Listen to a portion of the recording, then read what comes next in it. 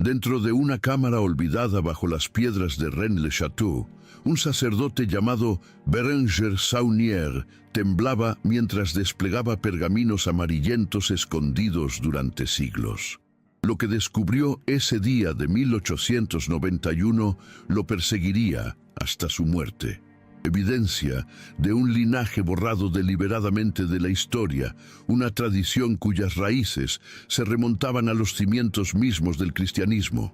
No el cristianismo conservado en las catedrales y los decretos papales, sino uno susurrado en las sombras, preservado en símbolos y transmitido a través de iniciaciones que desafiaban el poder ortodoxo. El linaje de María Magdalena, la heredera negada de una revolución espiritual. Ella es la que lo entendió todo. Se lee en el Evangelio de Felipe, un texto gnóstico enterrado en las arenas de Egipto durante 17 siglos. Por eso Jesús la amaba más que a todos los discípulos y la besaba en la boca. La Pistis Sophia, otro texto antiguo, la coloca como preeminente entre los discípulos, haciendo 39 de las 46 preguntas planteadas a Cristo resucitado. Y sin embargo, en el año 591 de Cristo, el Papa Gregorio Magno la declaró prostituta, convirtiendo a 3 mujeres bíblicas separadas en una figura caída que necesitaba redención. Con un solo sermón, la mujer descrita en el cristianismo primitivo como la apóstol de los apóstoles, se transformó en un símbolo del pecado arrepentido. Pero la verdad posee una resistencia que desafía la represión. Como observó el filósofo Walter Benjamin, nada de lo que ha sucedido debe considerarse perdido para la historia. El linaje espiritual de María Magdalena no desapareció. Pasó a la clandestinidad, fluyendo como un río invisible bajo las estructuras de la ortodoxia, emergiendo en lugares inesperados, alimentando tradiciones que preservaban lo que la doctrina oficial negaba: lo divino femenino, la sexualidad sagrada, la experiencia mística directa y la comprensión de que la salvación no llega a través de la fe ciega, sino a través del conocimiento interior. En los valles del sur de Francia, los cátaros hablarían más tarde de una iglesia del amor, fundada no por Pedro, sino por María Magdalena. En los talleres medievales, los alquimistas codificaban su presencia en sus enigmáticas ilustraciones del matrimonio sagrado. En las bibliotecas ocultas de los filósofos herméticos, los textos hablaban de la mujer roja que portaba las verdaderas enseñanzas. Y hoy, a medida que las religiones institucionales pierden su control sobre los buscadores espirituales, María Magdalena emerge una vez más, no como una nota al pie de una narrativa patriarcal, sino como la portadora de una tradición alternativa que ofrece profundas perspectivas para nuestro mundo fracturado. ¿Qué pasaría si el cristianismo que se extendió por todo el mundo no fuera la plenitud de lo que Jesús enseñó, sino una versión cuidadosamente editada que sirviera a los intereses del imperio y el poder eclesiástico? ¿Qué pasaría si María Magdalena conservara enseñanzas demasiado radicales, demasiado transformadoras para ser controladas por estructuras jerárquicas? ¿Y qué pasaría si su linaje, aunque llevado a la clandestinidad, continuara transmitiendo estas enseñanzas a través de los siglos, influyendo en los movimientos espirituales que valoraban la experiencia directa sobre el dogma, la autoridad interna sobre el poder institucional? En esta exploración, viajamos a través de historias ocultas y tradiciones veladas para rastrear cómo el linaje espiritual de María Magdalena sobrevivió a la persecución, la distorsión y los intentos de borrado. Examinamos la evidencia de su importancia en el cristianismo primitivo, cómo sus enseñanzas se conservaron en las tradiciones gnósticas y herméticas, cómo influyeron en el misticismo y la alquimia medievales, y cómo continúan resurgiendo en los movimientos espirituales contemporáneos. No se trata simplemente de una investigación histórica, sino de una invitación a recuperar la sabiduría que nunca se perdió realmente. Una sabiduría que habla de los anhelos más profundos del espíritu humano de integridad, autenticidad y comunión directa con lo divino. La historia no comienza en tratados teológicos polvorientos, sino en la experiencia vivida de aquellos que se han sentido llamados a recuperar lo que estaba oculto, a restaurar lo que estaba roto y a recordar lo que se olvidó deliberadamente. Comienza y termina con una pregunta que resuena a través de los siglos.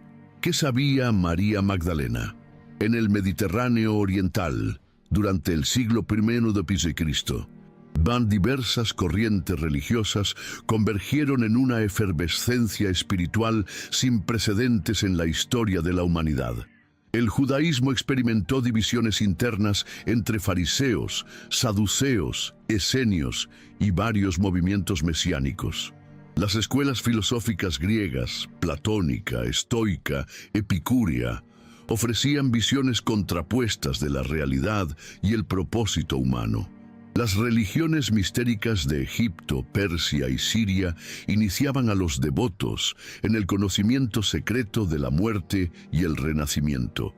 En este complejo paisaje espiritual entró Jesús de Nazaret, cuyas enseñanzas serían interpretadas de maneras radicalmente diferentes por sus seguidores. La narrativa convencional, consagrada en la historia oficial de la Iglesia, retrata una transición suave de Jesús a los apóstoles, a los padres de la Iglesia primitiva, a la Iglesia institucional.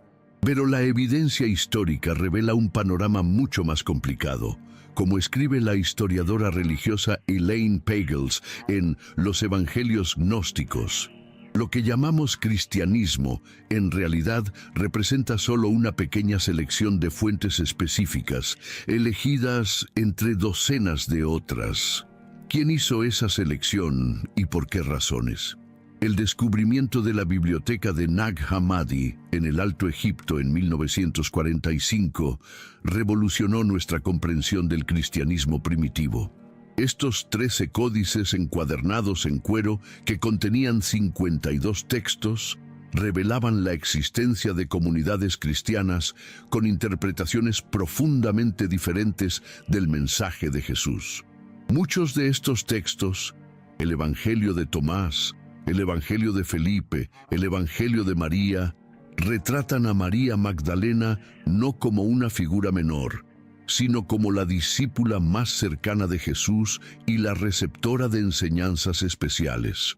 En el Evangelio de María, descubierto a principios de 1896, María Magdalena consuela a los discípulos después de la partida de Jesús y comparte enseñanzas espirituales que solo ella recibió. Cuando Pedro la desafía preguntándole, «Habló con una mujer sin que nosotros lo supiéramos. Vamos a darnos la vuelta y escucharla. La escogió a ella en lugar de a nosotros». Otro discípulo, Leví, responde, «Si el Salvador la hizo digna, ¿quién eres tú para rechazarla? Seguramente el Salvador la conoce bien, por eso la quería más que a nosotros». Este conflicto entre Pedro y María Magdalena, registrado en varios textos gnósticos, refleja una división fundamental en el cristianismo primitivo, entre aquellos que enfatizaban la autoridad institucional, representados por Pedro, y aquellos que valoraban la experiencia espiritual directa y el conocimiento interno, representados por María. Como señala la erudita Karen King en el Evangelio de María Magdalena, esto no fue simplemente un conflicto de personalidad, sino una lucha sobre la dirección futura del cristianismo, si sería una religión de autoridad o una religión del espíritu. En el siglo IV, cuando el cristianismo se convirtió en la religión oficial del Imperio Romano bajo Constantino, la tradición petrina, con su énfasis en la jerarquía, la sucesión apostólica y la doctrina estandarizada, había prevalecido. Los textos que retrataban a María Magdalena como una autoridad espiritual fueron declarados heréticos. El Concilio de Nicea en el año 325 d.C. y los concilios eclesiásticos posteriores establecieron un canon oficial que excluía los evangelios gnósticos. Los obispos, que abogaban por interpretaciones alternativas, fueron exiliados. Se persiguió a las comunidades que conservaban diferentes tradiciones, pero la supresión nunca es completa. El emperador Juliano, que restauró brevemente el paganismo después de Constantino, observó que ninguna bestia salvaje es tan peligrosa para los humanos como lo son los cristianos entre sí.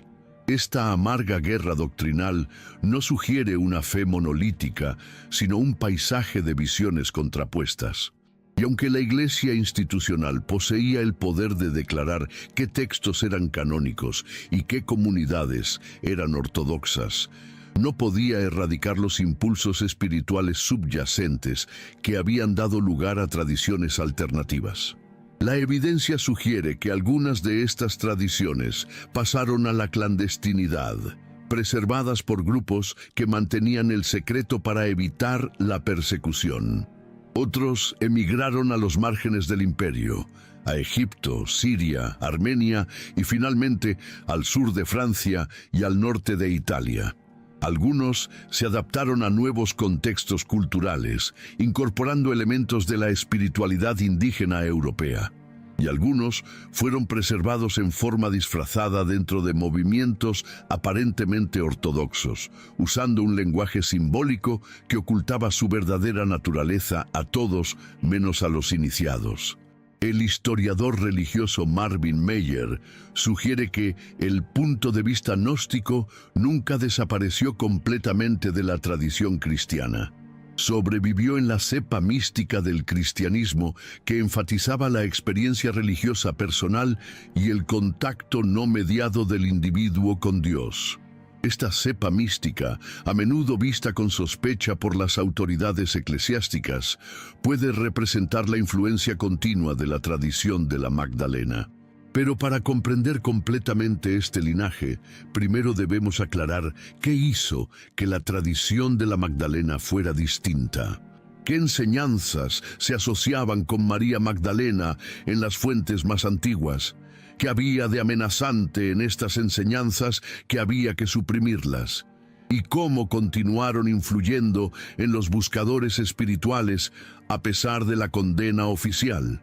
La evidencia de los textos gnósticos sugiere que la tradición de la Magdalena enfatizó varios temas interconectados. El conocimiento místico directo, gnosis, en lugar de la fe ciega, lo divino femenino como aspecto esencial de Dios, la sexualidad sagrada como camino hacia la iluminación espiritual y la primacía de la autoridad interna sobre las jerarquías externas. Cada uno de estos temas representaba un desafío a la posición ortodoxa emergente que enfatizaba la fe sobre el conocimiento, las imágenes masculinas de Dios, el ascetismo sobre la sexualidad sagrada y la autoridad eclesiástica sobre la revelación personal. En la Pistis Sophia, María Magdalena le pregunta a Jesús sobre los misterios de la luz y la naturaleza del viaje del alma. Él responde: «Excelente María, eres más bendita que todas las mujeres de la tierra, porque serás el pleroma de todos los pleromas y la culminación de todas las compleciones». El término pleroma aquí se refiere a la plenitud de la realidad divina, lo que sugiere que María misma encarnaría la manifestación completa de la verdad espiritual. El Evangelio de Felipe explicita el papel de la sexualidad sagrada en la tradición magdalena. La compañera del Salvador es María Magdalena. El Salvador la amaba más que a todos los discípulos y solía besarla a menudo en la boca. El resto de los discípulos se ofendieron. Le dijeron: «¿Por qué la amas más que a todos nosotros?». El Salvador respondió y les dijo: «¿Por qué no os amo como a ella?». Este mismo texto habla de la cámara nupcial como un misterio sagrado a través del cual se logra la unión espiritual. Mientras que el cristianismo ortodoxo veía cada vez más la sexualidad como un obstáculo para el desarrollo espiritual, la tradición de la Magdalena parece haberla entendido como un camino potencial hacia la unión divina, cuando se aborda con la comprensión y la intención adecuadas. Tal vez lo más amenazante para la autoridad institucional era el énfasis en el conocimiento directo en lugar de la salvación mediada. En el Evangelio de María, Jesús enseña: no impongas más reglas que las que yo te he dado, y no des una ley como el legislador para que no te limite. Este rechazo de la ley religiosa externa en favor de la guía espiritual interna golpeó el fundamento mismo del poder eclesiástico. A medida que estas interpretaciones alternativas del cristianismo fueron sistemáticamente suprimidas en el Mediterráneo oriental, la evidencia sugiere que algunas comunidades emigraron hacia el oeste, estableciendo presencia en el sur de Europa. La leyenda más persistente, registrada en numerosas fuentes medievales, sostiene que la propia María Magdalena, acompañada por su hermano Lázaro y su hermana Marta, huyó de la persecución en Palestina y llegó en barco a Saint-Marie-de-la-Mer, en el sur de Francia. Si bien los historiadores debaten la exactitud histórica de esta tradición, su persistencia sugiere una conexión temprana entre la tradición de la Magdalena y la región de Provenza. En la época medieval, esta conexión se había establecido firmemente en la devoción popular, con la cueva de Sainte-Baume venerada como el lugar donde María Magdalena pasó sus últimos años en contemplación. Lo que es históricamente verificable es que el sur de Francia se convirtió en un centro de tradiciones cristianas alternativas que enfatizaban muchos de los temas asociados con el linaje de la Magdalena. Los más notables entre ellos fueron los cátaros, que florecieron en Languedoc desde el siglo XI hasta el XIII, antes de ser exterminados en la Cruzada Albigense, la única cruzada lanzada contra los cristianos. Los cátaros, del griego kataros, que significa puro, rechazaron muchos principios del cristianismo ortodoxo. Distinguían entre el mundo material, que consideraban la creación de un dios menor o demiurgo, y el reino espiritual del Dios verdadero.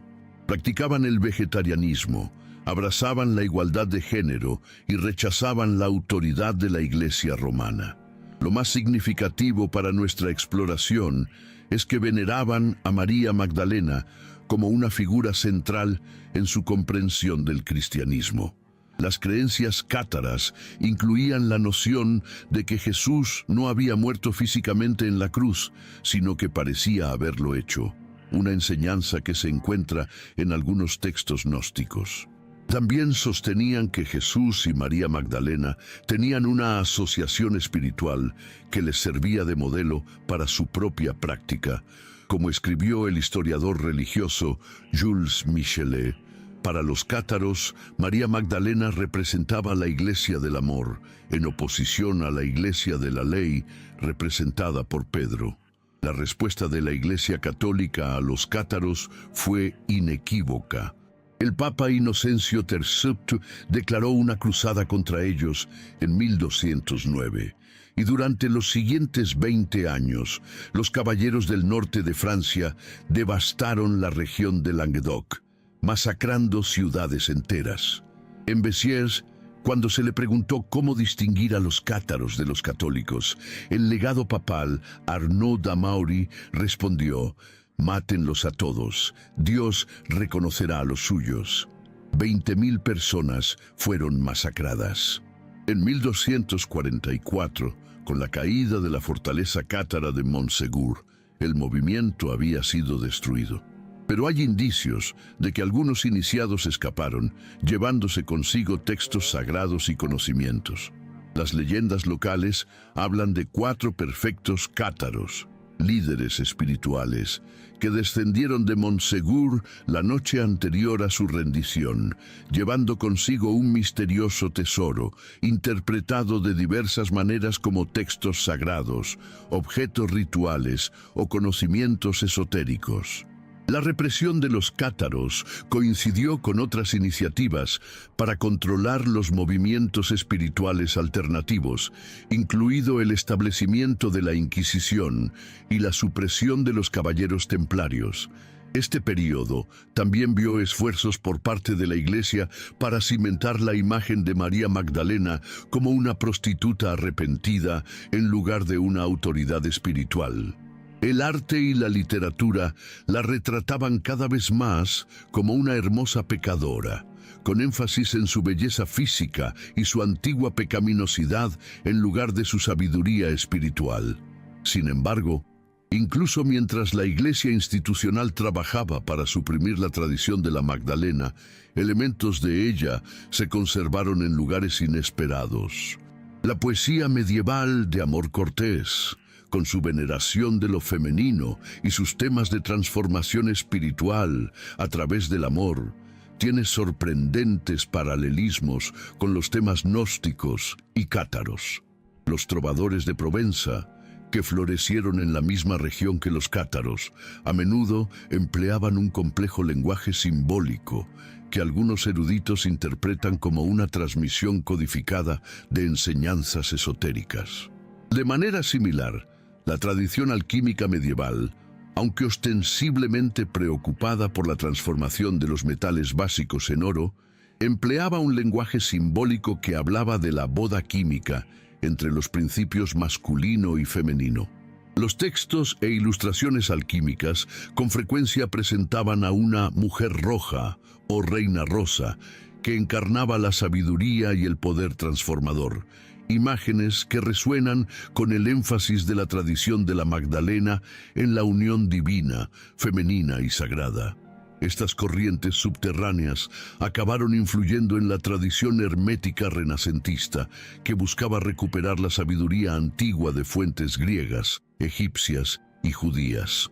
Figuras como Marsilio Ficino, Pico de la Mirándola y Giordano Bruno desarrollaron sistemas filosóficos que integraban elementos del neoplatonismo, el gnosticismo y la cábala judía.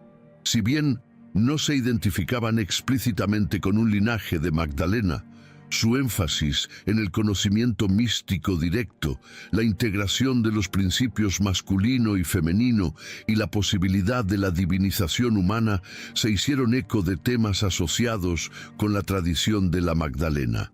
El erudito esotérico Manly P. Hall sugirió que la doctrina secreta de los siglos había sido transmitida a través de varios movimientos que externamente se adaptaron a sus circunstancias históricas, mientras que internamente preservaban las enseñanzas fundamentales. Si aplicamos esta lente al linaje de la Magdalena, podemos rastrear su influencia a través de diversos movimientos históricos que, a pesar de sus diferencias, compartían ciertos entendimientos fundamentales sobre la naturaleza de la verdad espiritual y cómo se accede a ella. En los siglos XVII y XVIII, esta corriente subterránea había influido en la formación de fraternidades esotéricas como los Rosacruces y la masonería especulativa. Aunque predominantemente masculinas, estas organizaciones conservaron sistemas simbólicos que honraban el principio femenino y enseñaban prácticas iniciáticas diseñadas para despertar el conocimiento interior. La rosa, un símbolo central en el rosacrucismo, se ha asociado durante mucho tiempo con María Magdalena en las tradiciones esotéricas, representando tanto la sabiduría divina como la sexualidad sagrada. Durante la Revolución Francesa, con su desafío a la autoridad monárquica y eclesiástica, las tradiciones suprimidas salieron brevemente a la luz. El gobierno revolucionario convirtió brevemente la Catedral de Notre-Dame de París en un templo de la razón, con una figura femenina que representaba a la libertad entronizada en el altar. Aunque política en su contexto inmediato, esta veneración del principio femenino como la encarnación de la sabiduría y la libertad resonaba con tradiciones mucho más antiguas. En el siglo XIX, a medida que las exploraciones imperiales y los encuentros coloniales expandieron la conciencia europea de las religiones del mundo, aumentó el interés por las tradiciones espirituales alternativas. La Sociedad Teosófica, fundada por Helena Blavatsky en 1875, buscó integrar las enseñanzas esotéricas orientales y occidentales en una tradición de sabiduría antigua universal. Aunque no se centró explícitamente en María Magdalena, la teosofía enfatizó lo divino femenino a través de figuras como la Madre del Mundo y enseñó que se podía acceder directamente a la verdad espiritual a través de prácticas intuitivas disciplinadas. Este periodo también vio un renovado interés académico en los textos gnósticos y cristianos primitivos. El descubrimiento del Códice de Askew, que contenía la Pistis Sophia en el siglo XVIII, seguido por el Códice de Berlín con el Evangelio de María a finales del siglo XIX, proporcionó evidencia tangible de las primeras tradiciones cristianas que honraban a María Magdalena como una autoridad espiritual. Estos descubrimientos coincidieron con el auge del movimiento por los derechos de las mujeres, creando un contexto cultural en el que las narrativas alternativas sobre el liderazgo espiritual femenino encontraron audiencias receptivas. El desarrollo más dramático se produjo con el descubrimiento de la biblioteca de Nag Hammadi en 1945, que finalmente puso a disposición un corpus sustancial de textos gnósticos. Este descubrimiento, seguido por décadas de traducción y análisis eruditos, revolucionó nuestra comprensión de la diversidad del cristianismo primitivo y proporcionó una amplia evidencia textual para las tradiciones que honraban a María Magdalena como una figura central. En el mismo período, los descubrimientos arqueológicos en Qumrán, los rollos del Mar Muerto y la investigación académica sobre el Jesús histórico crearon una imagen más compleja del paisaje religioso del que surgió el cristianismo. Estudiosos como Elaine Pagels, Karen King y April de Konig han demostrado que lo que ahora llamamos cristianismo comenzó como un movimiento diverso con múltiples interpretaciones de las enseñanzas de Jesús, incluidas algunas que dieron prominencia a María Magdalena y lo divino femenino. Estos desarrollos académicos han coincidido con profundos cambios culturales. El auge del feminismo, la creciente desilusión con las instituciones religiosas patriarcales y el creciente interés en la experiencia espiritual directa. En conjunto, estos factores han creado un contexto en el que la tradición de la Magdalena, suprimida durante mucho tiempo, ha resurgido con notable vitalidad. Las manifestaciones contemporáneas del linaje de la Magdalena son diversas.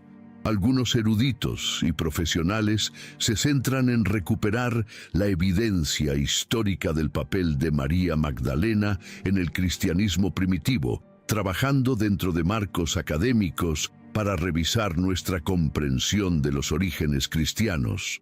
Otros se acercan a la tradición a través de perspectivas psicológicas y arquetípicas, viendo a María Magdalena como una encarnación de lo divino femenino que necesita integrarse tanto en la conciencia individual como en las estructuras culturales.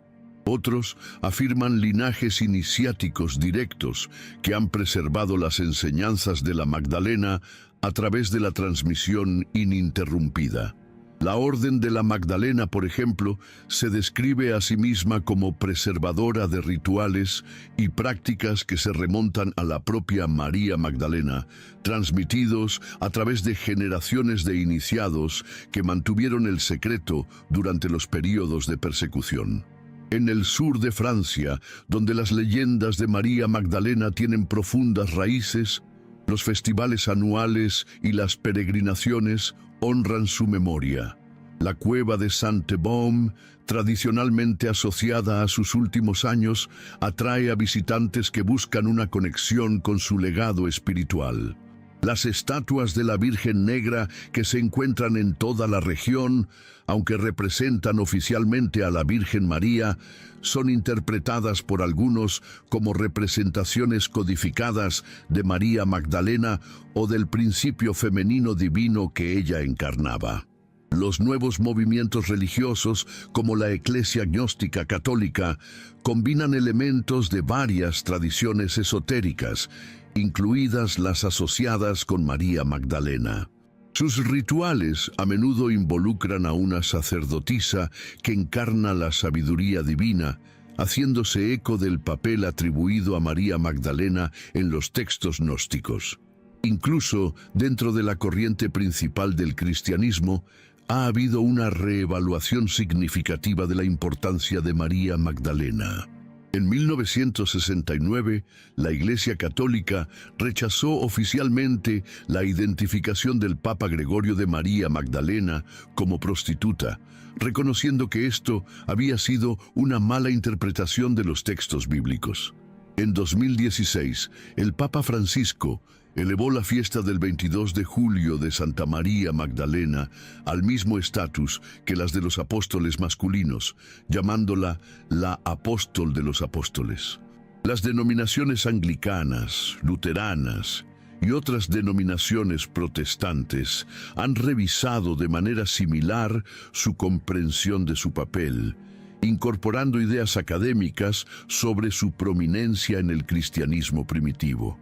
Las teólogas feministas de todas las denominaciones la han recuperado como un modelo de liderazgo espiritual femenino, desafiando las restricciones tradicionales basadas en el género sobre la autoridad religiosa. Estos desarrollos sugieren no solo una revisión académica, sino un profundo despertar cultural a dimensiones de la espiritualidad que fueron suprimidas con la marginación de la tradición magdalena. Como observa el historiador religioso Richard Smalley, lo que fue llevado a la clandestinidad está volviendo a la superficie, no como una curiosidad histórica, sino como una corriente espiritual vital que habla de las necesidades contemporáneas. Pero ¿qué ofrece exactamente el linaje de la Magdalena a los buscadores contemporáneos? ¿Qué prácticas y comprensiones se han conservado a lo largo de su sinuoso viaje subterráneo? ¿Y cómo podrían aplicarse en nuestro propio desarrollo espiritual? En el corazón de la tradición de la Magdalena se encuentra la comprensión de que la realidad divina se puede experimentar directamente, que la salvación o la iluminación no llega a través de la creencia correcta o la mediación institucional, sino a través de la gnosis, un conocimiento transformador que involucra a toda la persona.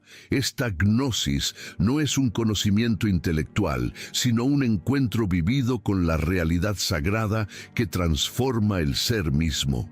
En el Evangelio de María, Jesús enseña: no hay pecado, sino que sois vosotros los que cometéis pecado cuando hacéis las cosas que son como la naturaleza del adulterio, que se llama pecado. Esta enseñanza sugiere que el pecado no es una violación de mandamientos externos, sino una falta de alineación con la verdadera naturaleza de uno. La sanación no viene a través del perdón de las transgresiones, sino a través del despertar al ser auténtico de uno. Los practicantes modernos en el linaje de la Magdalena a menudo enfatizan las prácticas contemplativas diseñadas para aquietar la mente discursiva y despertar modos más profundos de conocimiento. Estos incluyen formas de meditación que se enfocan en el centro del corazón, prácticas de respiración coordinadas con sonidos sagrados y ejercicios de visualización que trabajan con el color y la luz para activar los centros de energía en el cuerpo. Una de estas prácticas, conservada en varias escuelas esotéricas, consiste en visualizar una rosa desplegándose en el centro del corazón mientras se respira a un ritmo específico. El practicante entona silenciosamente Mea en la inhalación y Ra en la exhalación, sílabas asociadas con María Magdalena en ciertas tradiciones. A medida que la práctica se profundiza, la visualización se expande para incluir una luz carmesí que gradualmente llena todo el cuerpo, representando el rubedo alquímico o fase de enrojecimiento que simboliza la plena encarnación de la conciencia espiritual. Otra práctica consiste en trabajar con lo que las tradiciones esotéricas llaman el espejo sagrado, no un espejo físico, sino un estado contemplativo en el que uno se ve a sí mismo con claridad, sin juicio ni distorsión. Esta práctica se relaciona con la iconografía tradicional de María Magdalena, en la que a menudo se la representa con un espejo. Si bien se interpreta convencionalmente como un símbolo de vanidad, que refleja su supuesta vida anterior, en la comprensión esotérica, el espejo representa el autoconocimiento y el reflejo de la luz divina. Para practicar la meditación del espejo sagrado, busca un espacio tranquilo donde no te molesten. Siéntese cómodamente con la columna vertebral recta, pero no rígida. Comienza observando tu respiración sin intentar cambiarla, simplemente presenciando su ritmo natural durante varios minutos. Luego, lleva la atención al centro de tu corazón, imaginando allí un charco de agua clara y quieta, un espejo que refleja perfectamente lo que aparece ante él. Pregúntate para tus adentros, ¿quién soy yo más allá de todas las identidades e historias que he acumulado? Permite que lo que surja se refleje en este espejo interior sin apego ni rechazo. Si los pensamientos o las emociones salen a la superficie, obsérvalos como ondas en la superficie del agua, sin suprimirlos ni complacerlos. Poco a poco, el agua vuelve a estar en silencio, reflejando una identidad más profunda, más allá de las fluctuaciones del pensamiento y la emoción. A medida que la práctica se profundiza, puedes experimentar momentos de visión clara en los que la distinción entre el observador y lo observado se disuelve. Esto no es ensimismamiento, sino una trascendencia del yo separado, lo que los textos gnósticos llaman convertirse en todo luz. Una tercera práctica asociada a la tradición de la Magdalena consiste en trabajar con el arquetipo del matrimonio sagrado o hieros gamos. No se trata principalmente de la sexualidad física, sino de la integración de los principios masculinos y femeninos dentro de la conciencia, lo que Carl Jung llamó la conjunción del anima y el animus, y lo que los alquimistas denominaron la unión del sol y la luna. Esta práctica comienza con la identificación de los aspectos dominantes y recesivos de tu propia naturaleza. No necesariamente en términos de género, sino en términos de cualidades tradicionalmente asociadas con los principios masculino y femenino, activo y receptivo, asertivo y cariñoso, analítico e intuitivo. A través del diálogo meditativo con los aspectos subdesarrollados de tu naturaleza, trabajas hacia una conciencia más equilibrada e integrada. Algunas tradiciones enseñan que María Magdalena y Jesús encarnaron este matrimonio sagrado en su relación, no necesariamente como socios físicos, aunque algunas tradiciones lo afirman, sino como complementos espirituales que demostraron la integración de los principios masculino y femenino necesarios para un desarrollo espiritual completo. Además de estas prácticas internas, el linaje de la Magdalena enfatiza el carácter sagrado del mundo natural y del cuerpo. A diferencia de las tradiciones que ven la materia como caída o el cuerpo como un obstáculo para el desarrollo espiritual, la tradición de la Magdalena ve la realidad física como una manifestación de la energía creativa divina que, correctamente entendida, puede servir como un vehículo para el despertar. Esta perspectiva se traduce en prácticas que honran la sabiduría del cuerpo y trabajan con ciclos naturales. La atención a los ritmos de la respiración, a las fases de la luna, al cambio de las estaciones y a los propios ciclos del cuerpo, se convierte en una forma de disciplina espiritual. En lugar de trascender la naturaleza, el practicante aprende a alinearse con su inteligencia inherente. Los maestros modernos del linaje de la Magdalena a menudo integran estas prácticas tradicionales con las concepciones contemporáneas de la psicología, la terapia somática y la neurociencia. Reconocen que la sabiduría antigua debe traducirse en formas accesibles a la conciencia contemporánea, abordando las heridas y condiciones particulares de nuestro tiempo. Megan Watterson, autora de María Magdalena Revelada, ofrece una práctica que ella llama meditación de la voz del alma, diseñada para acceder al tipo de conocimiento espiritual directo atribuido a María Magdalena. La práctica consiste en colocar una mano en el corazón y otra en el vientre, respirar profundamente en ambos centros y preguntar: ¿qué necesito saber ahora? El practicante entonces escucha receptivamente la sabiduría que surge no como pensamiento, sino como un conocimiento sentido en el cuerpo.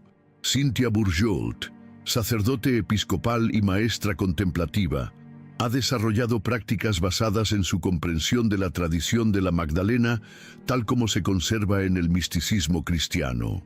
Sus escuelas de sabiduría enseñan formas de canto, movimiento sagrado y oración contemplativa, diseñadas para despertar lo que ella llama conocimiento del corazón, un modo de percepción que integra la comprensión intelectual, la inteligencia emocional y el conocimiento corporal.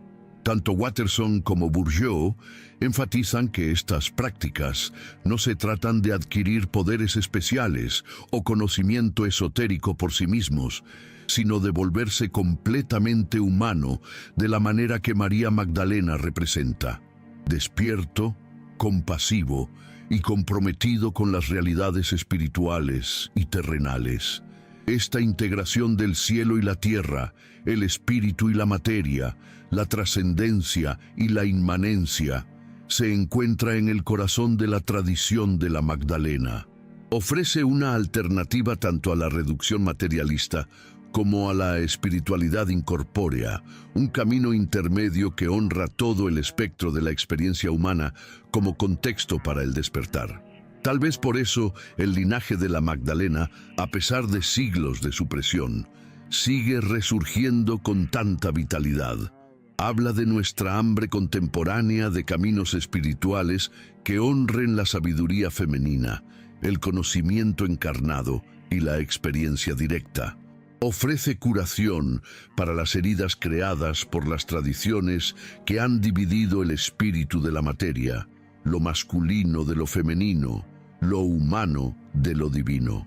Al concluir esta exploración, volvemos al punto de partida, con la imagen de un linaje oculto que fluye como un río subterráneo a través de la historia, saliendo ocasionalmente a la superficie para alimentar a los buscadores espirituales antes de desaparecer de nuevo bajo las estructuras de la religión y la sociedad convencionales.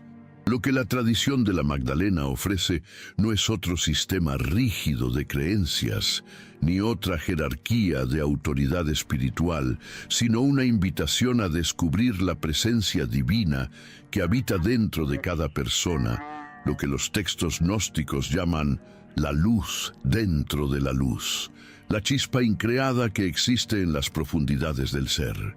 El Evangelio de María describe a María Magdalena consolando a los discípulos después de la partida de Jesús, diciendo: «No lloréis, ni os entristezcáis, ni dudéis, porque su gracia estará con todos vosotros y os protegerá. Más bien, alabemos su grandeza, porque nos ha preparado y nos ha hecho seres humanos». Este énfasis en nuestra plena humanidad como contexto para el despertar espiritual distingue a la tradición de la Magdalena de los caminos que buscan la trascendencia a través de la negación de la experiencia humana. A lo largo de la historia, Siempre que las instituciones religiosas se han vuelto rígidas, siempre que la doctrina se ha elevado por encima de la experiencia directa, siempre que los principios masculinos de jerarquía y control han abrumado a los principios femeninos de intuición y relación, la corriente de la Magdalena ha resurgido para restaurar el equilibrio. Aparece no como un movimiento organizado con creencias estandarizadas, sino como un impulso vivo que se manifiesta de diferentes formas según las necesidades del momento. Hoy en día, a medida que las religiones institucionales disminuyen en influencia, mientras que la búsqueda espiritual aumenta, el linaje de la Magdalena ofrece un camino que honra tanto la sabiduría antigua como la comprensión contemporánea. Se dirige a aquellos que se encuentran entre tradiciones, atraídos por las profundidades místicas de la religión, pero alienados por formulaciones dogmáticas y estructuras jerárquicas. El surgimiento de lo divino femenino en nuestro tiempo, a través de movimientos para el liderazgo espiritual de las mujeres, la conciencia ecológica, la espiritualidad encarnada y la integración de la sexualidad y la espiritualidad, sugiere que la corriente de la Magdalena está fluyendo una vez más con fuerza. Lo que fue llevado a la clandestinidad está volviendo a la conciencia, no como una curiosidad histórica, sino como un recurso vital para la renovación espiritual. Como escribió el místico medieval Meister Eckhart, a su vez influenciado por las tradiciones gnósticas y herméticas, ¿de qué me sirve si María dio a luz al Hijo de Dios hace 1400 años y yo también doy a luz al Hijo de Dios en mi tiempo y en mi cultura? Todas estamos destinadas a ser madres de Dios. Esta comprensión del nacimiento espiritual, de lo divino encarnado a través de cada vida humana, refleja la esencia de lo que María Magdalena representa en la tradición esotérica. El heredero negado no regresa para reclamar poder sobre los demás, sino para recordarnos el poder dentro de cada persona, para conocer la verdad directamente, para encarnar el amor plenamente y para participar conscientemente en la creación continua de la realidad. Su linaje sobrevivió porque lleva una verdad demasiado fundamental para ser borrada: que lo divino habita dentro de la humanidad, esperando ser reconocido. En las palabras atribuidas a Jesús en el Evangelio de Tomás, si sacas lo que hay dentro de ti, lo que sacas te salvará. Si no sacas lo que está dentro de ti, lo que no sacas te destruirá. Este brote, este nacimiento espiritual, es el corazón del misterio de la Magdalena, transmitido a través de los siglos por aquellos que comprendieron que la verdadera espiritualidad no se trata de adherirse a la autoridad externa, sino de despertar a la autoridad de la divinidad que mora en nosotros. Para aquellos que se sienten llamados a este camino, la invitación sigue abierta. Las prácticas y entendimientos conservados en el linaje de la Magdalena están al alcance de todos los que buscan con corazones sinceros. Ninguna autoridad externa puede conceder o negar el acceso a esta sabiduría. Despierta a través de la relación directa con el misterio que María Magdalena misma encarnó, el misterio de la humanidad divina. Si estas exploraciones han despertado algo dentro de ti, algo que resuena más allá de la curiosidad intelectual, considera esto como una invitación a una investigación más profunda. El linaje de María Magdalena no se encuentra principalmente en libros o conferencias, sino en la experiencia vivida de aquellos que practican sus disciplinas del despertar. No se transmite a través de doctrinas, sino a través del contagio de la conciencia transformada, el corazón hablando al corazón, la sabiduría reconociendo la sabiduría a través de los siglos. Únase a nosotros en la próxima exploración, a medida que continuamos descubriendo las corrientes ocultas de sabiduría que han dado forma a nuestra herencia espiritual. Cada mirada, Cada suscripción apoya la continuación de este trabajo para preservar y transmitir el conocimiento antiguo que continúa iluminando nuestro camino. El heredero negado ha regresado, y su sabiduría espera a aquellos con oídos para oír y corazones para entender.